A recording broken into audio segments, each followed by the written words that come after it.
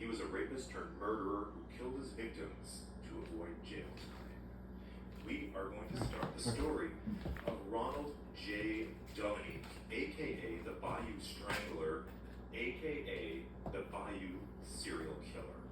It's the story of an unassuming man who preyed on the vulnerable and desperate men. The night of August 25th, 1996, in Houma, Louisiana, was the end of summer and an especially humid night in the trailer park.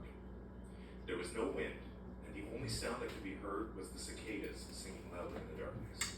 Suddenly, interrupting the song was the sound of a trailer window crashing to the ground and a man scrambling desperately to get out. He pulled himself through the opening and dropped down to the ground. Naked, except for an old pair of jeans and a black electric cord tied around his arm, the barefooted man ran around the trailer park yelling, "Help! Help me! He's trying to rape me! He's trying to kill me!" Neighbors and nearby campers and trailers peered out from behind the safety of their curtains, but no one bothered to help the man. After all, the trailer he jumped out of belonged to Ronald Dominique, the local gay. And this was probably some weird, kinky gay sex thing. Best not to get involved. They checked that their doors were locked, pulled the curtains tight, and ignored the pleas for help. But the man did get help from the police, and Dominique was arrested on forcible rape charges and booked on $100,000 bond. However, when Dominique was arrested and brought to trial, the victim was nowhere to be found to testify against him. Homeless and a drug user, there was no way to find him. Ultimately, the case was dropped, but only after Dominique spent 3 months in jail, where he realized he had a problem. The attempted rape gave him a sense of power and control that he was now addicted to and wanted more of. The problem was, he detested prison. It was cold and lonely and dangerous. He decided he would never go back. His time in jail forced Dominique to reevaluate his technique. That was the turning point, said Sheriff Buckcase. He didn't want to leave any more live victims. A dead man can't talk. Ronald Joseph Dominique was born in 1964 and spent most of his childhood in a small, rundown trailer park in the close-knit bayou community of Thibodaux, Louisiana. Thibodaux sits between New Orleans and Baton Rouge and is the type of place where everyone knows everyone's business. Neighbors would stop by unannounced for a social visit, children played hide and seek between the park's campers, and cats and dogs could be seen taunting each other. It was a poor place, but it was a happy place. Dominique attended Thibodaux High School, where he was in the glee club and sang in the chorus. He loved to perform, and only felt happy with himself when he was singing. He was a short man, overweight, with mannerisms that alerted to his classmates that he may be different than them. They picked up on his gayness, and cruel as kids are, they ridiculed him about being homosexual. The teasing and taunting made him withdraw more inside himself and uncomfortable with his sexuality. He decided not to come out as gay, better not to confirm what everyone was already saying. As he got older and into adulthood, he seemed to live in two different worlds. During the day in the trailer park, he was known for his generosity and was often seen helping the residents of his community with yard work or groceries. He would smile, open doors, play with local kids, and was generally a good neighbor. At night, he lived his true self under the cover of darkness. He'd sneak out when everyone was tucked away and spent his nights in drag, moonlighting as Patti LaBelle at the local gay bar. Although his wig was cheap and his impersonation questionable, like the glee club before it, drag made him happy to be alive. But no matter how hard he tried, the local gays thought of Dominique as off-putting and uncomfortable to be around. Because he didn't fit into a world he so desperately admired, and because he wanted to be a part of it, any hope of being a well-adjusted, friendly person was quickly disappearing. He didn't fit the gay mold of the Abercrombie model. He didn't have any money, he didn't have any prospects, and he had a poor education. Life had dealt him a hand he couldn't escape from, and he felt powerless and small. He was a soft, overweight man in poor health, standing at just 5'5", who lived with his sister and walked with a cane. For most of his adulthood, Dominique struggled financially, having difficulty keeping any job for any period of time. He sometimes worked worked in the area doing odd jobs like delivering pizza and reading meters for utility companies, but he never stayed employed for long because of attitude problems. He would end up living with his mother or other relatives who couldn't pay his rent. Without much to lose, Dominic took chances with the law. Unfortunately for him, he wasn't very good at getting away with it, and he racked up a slew of charges, including, on June 12, 1985, he was arrested and charged with telephone harassment. He pleaded guilty, paid $75 in fines, and court costs. On May 15, 1994, he was arrested and charged with driving while intoxicated and speeding. On August 25, 1996, as we heard earlier in the opening of the story, he was arrested on forcible rape charges. Then, on May 19, 2000, he received a summons to appear in court on disturbing the peace charges. Since it was a misdemeanor, he was able to plead guilty. He paid a fine to avoid appearing in court. February 10, 2002, he was arrested in Terrebonne Parish after he allegedly slapped a woman during a Mardi Gras parade. According to the reports, Dominic accused a woman of hitting a baby stroller in a parking lot with her car, which I guess was true because the woman apologized, but Dominic continued to verbally assault her and then slapped her across the face. He was arrested and entered a parish offenders program instead of standing trial. Despite all of those charges and arrests, Dominic continued to live in a camper in Bayou on property owned by his mother and sister without grief from his loyal neighbors. But these offenses were only building up to something much more sinister and deadly. There was a need growing inside of him. A seed that was planted after the forcible rape of 96 gave him a thirst for more. Dominic behaved just as you'd expect a sexual predator to behave who wants to continue doing what he's doing. He seemed inoffensive, non-threatening, unremarkable, quiet, a seemingly frail man who didn't stand out and was even meek. I mean, what harm could he really do? People who knew him thought he was just an ordinary guy. That's precisely why no one would suspect him. Sexual predators need their victims to trust them, and they want to keep flying under the radar. With a taste for rape and a knowledge that he couldn't leave any evidence behind to incriminate him and send him back to prison, Dominic hatches a new MO and lays out his plan. Because he was short, overweight, had health issues, there was no way that Dominic ever hoped to overpower a healthy young man if they went head-to-head. So, Dominic had to devise a plan of how to get the upper hand on his victims. Step 1. Target the vulnerable. Vulnerable populations are more likely to be in high-risk situations, be desperate for money or substances, be alone, be more open to negotiations and bartering, and would be less likely missed when gone. Step 2. Do your dirty work under the cover of darkness.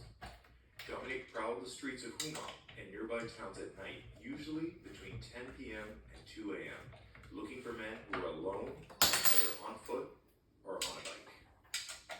Step 3. Offer them something they want. He was disarming and with a smooth manner and a conversationalist style. Dominic would offer money in exchange for sex with his gay victims, and money in exchange for sex with a female with his straight victims. He lured straight men by setting up fake drug deals or showing black men a picture of a woman and telling them that she was willing to pay for sex with a black man. Some of the straight men thought they were about to have sex with Dominic's wife. Although Dominic wasn't married, he told potential victims that he was, and as part of his ploy, he showed them a photo of an attractive woman claiming her to be his wife. Step 4. Bring them to a secluded place. Once the victims accepted Dominic's offer of money for sex, whether with him or the lie about the woman looking for sex or the lie about a drug deal, Dominic would drive the man to his home, a tiny camper trailer parked beside his sister's mobile home parked on the family's property off of Bayou Blue Road, just northeast of Huma. Step 5. Tie them up. Once Dominic got his intended victim back to his trailer, he would tell the man that he had to tie them up first before they had sex. If it was a gay man, it was just part of the ritual that Dominic required and the thing that turned him on.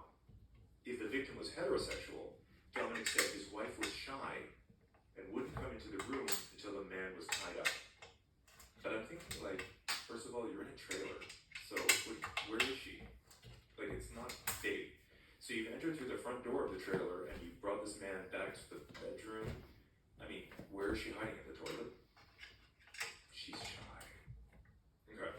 Dominic never fought with his victims because he knew he couldn't overpower them. So he manipulated them, took advantage of their desperation, and tricked them into allowing themselves to be put into a helpless position. According to Dominic, there were no drugs involved, and every one of the victims voluntarily got tied up. Once they were restrained and tied to the bed, whether gay or straight, Dominic would rape them. Can you imagine the horror and the things that these people must have been yelling, and the struggle and the fear? So you're already desperate, you're lured back there, you allow yourself to be tied to the bed. And then you realize at some point that this man is about to take complete advantage of you. You don't know that you're going to die yet, obviously, but you know that this man is going to rape you now. So they didn't know that they were going to be killed yet, but you do know that this man is about to take full advantage of you and rape you. Imagine the helpless feeling that these guys had being tied to the bed. There's nothing you can do. And these are young guys. I mean, most of them were in their 20s. So these are strong, healthy, well, except for the drug use and stuff, but they're young and strong. So they must have been tied to the bed real tight. And then imagine they must have been gagged as well. Because, first of all, he lived in a trailer on his sister's property. So, I mean, where was she? She never heard anything. There was never anything suspicious. Obviously, these guys were gagged because can you imagine the obscenities and the yelling and the screaming? And never mind what they were saying, but the struggle, just the powerful struggle that must have gone on for them trying to escape from the restraints that were keeping them down. I mean, it's not like he tied them to the bed and then they just submitted. They're like, well, I'm tied to the bed now. The struggle was real, and it must have rocked the trailer. After he raped them, he would strangle or smother them to death. A few victims showed signs of having been beaten up, probably the loudest and the strongest ones, and some were found nude. In his statement to police, Dominic said the men who refused to be tied up would leave his home unarmed. So there were a bunch of guys that even went back to the trailer, but by the time they got back there, Dominic explained about, either with the gay guys, it's his kink, he wants to tie them up, or with the straight guys that his wife was shy and they need to be tied up. A bunch of them came back to the trailer and were like, what do you mean tied up? No, dude, fuck off. No, I'm not being tied up. I came back here, on the premise of sex or drugs or whatever, prostitution or whatever we're doing, but you're not tying me to your bed. Nice try. So like many serial killers, Dominic targeted his victims, as we mentioned before, from marginalized groups, those that were vulnerable, voiceless, friendless, desperate, those that had fallen between the cracks of society, or those that had never even been given a chance to participate at all. These men were failed by a system that favors white skin and money. Dominic knew these men wouldn't be missed, and so he took his first victim home with him, a young 19-year-old David LeVron Mitchell. He tied him up and succeeded in both raping and murdering him. Dominic then dragged the body out to the sugarcane field in Hanville, just outside of New Orleans, and left it there. The body of 20-year-old Gary Pierre was found in St. Charles Parish 6 months later. In July 1998, the body of 38-year-old Larry Ranson was also found in St. Charles Parish. And over the next 9 years, bodies of men ranging in age from 17 to 46, most of them, as I mentioned, in their 20s, would be found dumped in sugarcane fields. So I googled a sugarcane field because I'm not from the South. We can't grow sugarcane here in Canada. And I was curious to see what a sugarcane field looks like. So when I googled it, it looks like really tall grass. It almost like bamboo / grass. And it's very tall and it easily goes over your head. So if you have a whole field of sugarcane, it would be very easy to to chuck a body in there that wouldn't be found for quite some time. He also put bodies along roadsides and half-buried in ditches in remote areas and in desolate bayous. Okay, I also Googled what a bayou is because I've heard the word, I got it, and in my head it's kind of, I assumed it was kind of like a swampy, wet kind of area, which it kind of is, but I'm going to read what Google told me so that you get a really clear picture of what a bayou is. A bayou is a slow-moving creek or a swampy section of a river or lake. They're usually found in flat areas where the water collects in pools. Bayous are often associated with the southeastern part of the United States. Bayous are usually shallow and sometimes heavily wooded. So, yeah, it's basically a pool of non-moving water, which sounds really like that's where gross stuff happens. Like that's where insects and like disease, like when water's not moving and it's just sort of pooled there, that's when disease and stuff happens. So it's kind of gross. But many of his victims had addictions to drugs and or alcohol. Some were homeless and had previous arrests, and some were looking to make a quick buck through prostitution. All the St. Charles victims were black men with thin builds who were known to travel by hitchhiking. The last body was found October 15th, 2006. Now, there were similarities in 23 of the murders that led investigators to suspect the men were victims of a serial killer. And so, in 2005, a task force was created to investigate. In the summer of 2005, several law enforcement agencies banded together to form a task force under the overall direction of the Louisiana Attorney General's office. The task force united police and sheriff's deputies from 9 South Louisiana parishes. Oh, I googled a parish as well.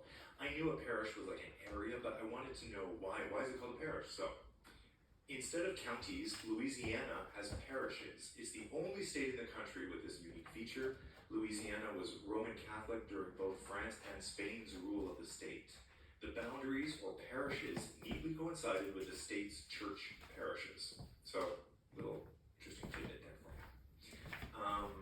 So we're talking about the task force, which also included the FBI, the state police, the Jefferson Parish Coroner's Office, and the State Division of Probation and Parole. Just as the task force was getting underway, southern Louisiana was hit with one of its worst natural disasters. What is it?